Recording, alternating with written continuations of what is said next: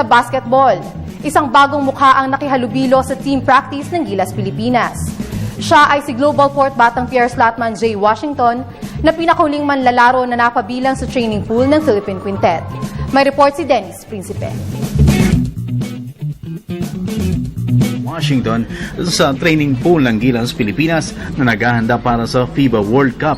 Lunes ng gabi sa Meralco Gym ay ensayo si Washington na sa kabila ng kanyang natural talent ay ilang beses nang naisama sa mga major trades. Hindi umano naniniwala si Reyes sa mga paratang laban kay Washington na sinasabing naging inconsistent sa kabuuan ng kanyang PBA career. Just one name, Japet Aguilar. Same thing that they're saying about Jay Japet was what they were saying. The same thing they're saying about Jay Wash now is exactly what they were saying about Japet. And see how Japet played in the FIBA Asia. So that's my answer. Ayon naman kay team manager Aboy Castro, naging immature man si Washington sa early part ng career. Nakita nila na nais patunayan nito na may ibubuga pa siya sa loob ng basketball court.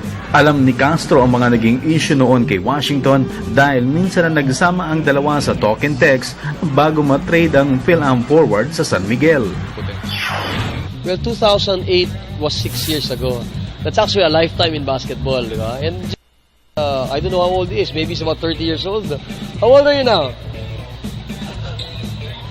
32. So, man, how old was he then? So, I mean, I talked to him, and we really love to have him on this team. I'm grateful that he took this opportunity to come with us. When I talked to him a couple of days ago, he said, "Coach, thank you very much. No commitments from you.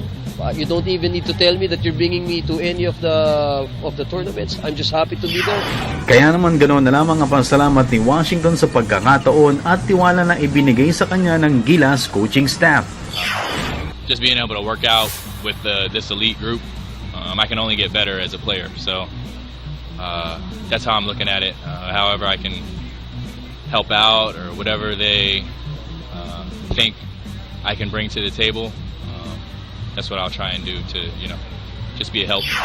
Samantalang sinabi ni Reyes na araw-araw na ang gagawing ensayo ng bago ito lumipad papuntang Wuhan, China sa July 9 para sa FIBA Asia Cup.